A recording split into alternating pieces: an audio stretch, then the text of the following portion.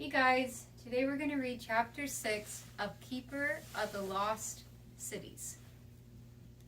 That night, Sophie dreamed the Keebler elves were holding her hostage until she perfected all their cookie recipes. Then she told them she liked Oreos better, and they tried to drown her in a giant vat of fudge. She woke in a cold sweat and decided sleep was overrated. When morning came, she took a quick shower and threw on her best jeans and a shirt she'd never worn, buttery yellow with brown stripes.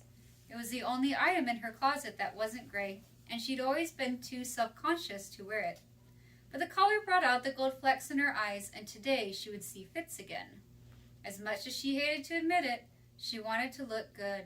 She even clipped part of her hair back and toyed with the idea of lip gloss. But that was going too far. Then she snuck downstairs to check outside for him. She crept into the front yard, blinking to keep the falling ash out of her eyes. The smoke was so thick it stuck to her skin. Seriously, when were they going to get the fires contained? Looking for someone? Her next-door neighbor asked from his perch in the middle of his lawn. Mr. Forkle could always be found there, rearranging hundreds of garden gnomes into elaborate tableaux. No, she said, hating how nosy he was. I was checking to see if the smoke was any better. I guess not.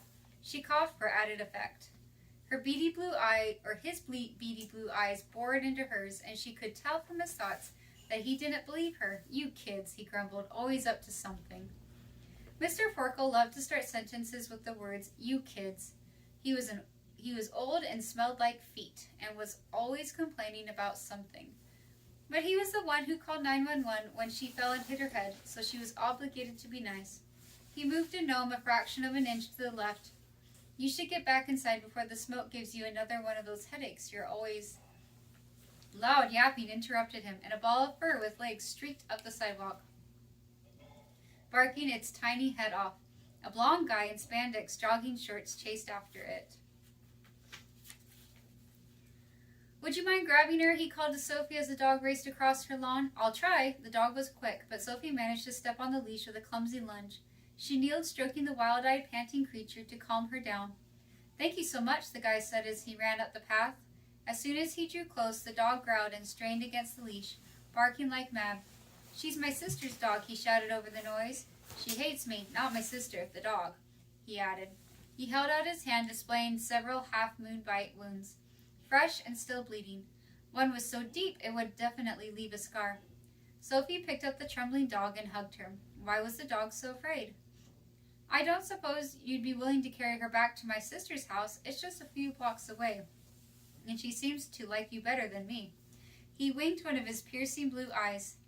She most certainly will not, Mr. Forkle yelled before she could open her mouth to answer. Sophie, go inside.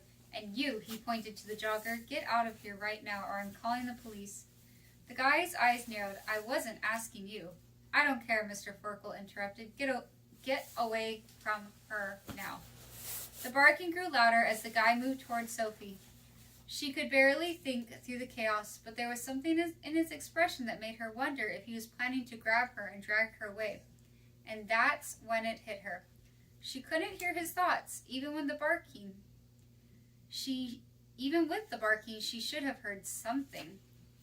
Would Fitz have sent someone in his place? But if he had, why wouldn't the jogger say that? Why try to trick her? Before she could react, Mr. Forkle stepped between them, stopping the jogger in his tracks. Mr. Forkle might be on the old side, but he was a large man, and when he straightened up to his full height, he made quite an intimidating figure. They stared each other down for a few seconds, then the jogger shook his head and backed off. Sophie, let the dog go, Mr. Forkle ordered. She did as he said, and the dog raced away. The jogger glowered at them both before he took off after it. Sophie released the breath she'd been holding. You're okay, Mr. Forkle promised. If I see him again, I'll call the police. She nodded, trying to find her voice. Thanks.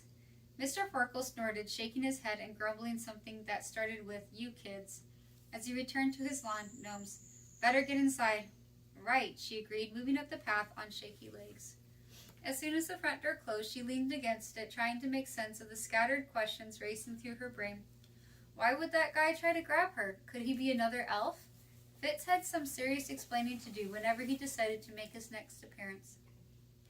There was still no sign of Fitz when she got to school, and now she wasn't sure what to do. He might be waiting for her to be alone before he appeared. But after the dog incident, she wanted a few eyewitnesses around, unless Fitz had sent the jogger to get her. It was also frustrating and confusing. She headed for class when the bell rang, lurking a few steps behind the other students. A hand grabbed her arm and pulled her into the shadows between buildings. Sophie stopped her scream just in time when she recognized Fitz. "Where have you been?" she demanded, a little too loudly. Several heads turned their way. "Do you have any idea what I've been going through?" "Missed me bad, huh?" he whispered, flashing a cocky smile. She felt the blood rush to her face and looked away to hide her blush. "More like you left me alone with a ton of unanswered questions and no way to find you. And then this guy shows up and tries to grab me and..." "Whoa, wait, what guy?"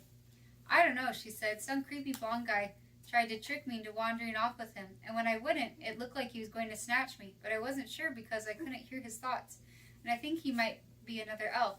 "Okay, slow down," Fitz swept his hair back. "No one else knows you're here. Only my dad, and he sent me to get you."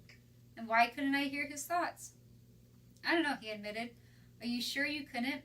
She replayed the scene, trying to remember. There had been a lot of barking and growling, her heart pounding in her ears. She couldn't even remember hearing Mr. Farkle's thoughts. Now that she thought about it, and she could always hear his.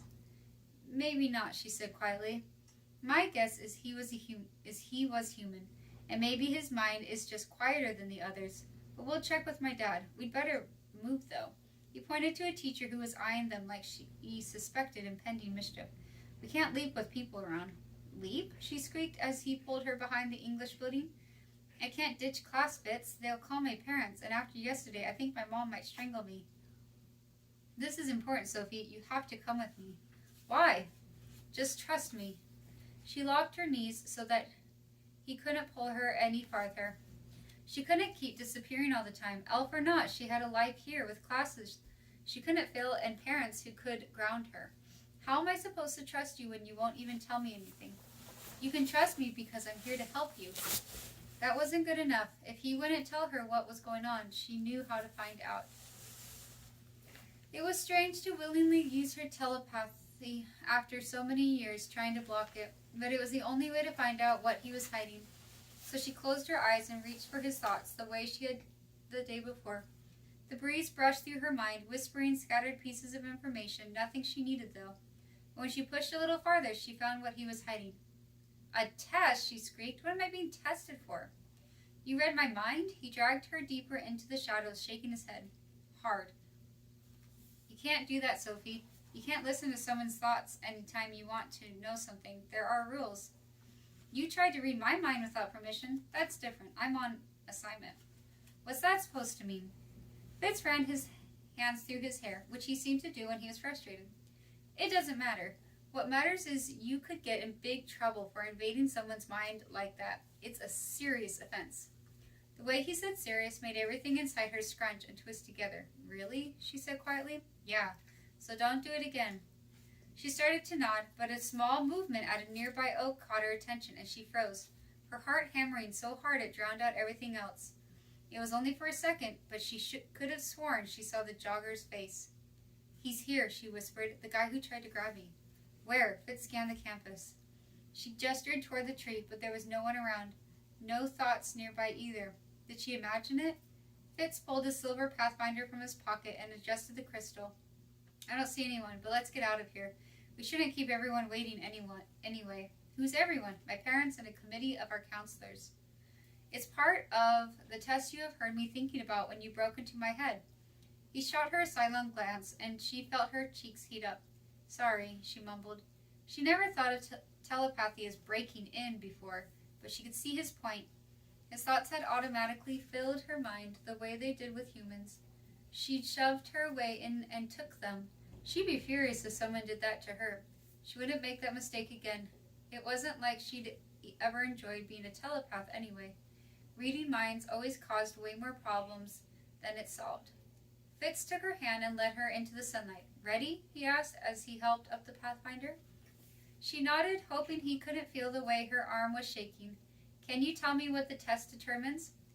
He grinned as his eyes locked with hers. Your future. And tomorrow we will start chapter 7.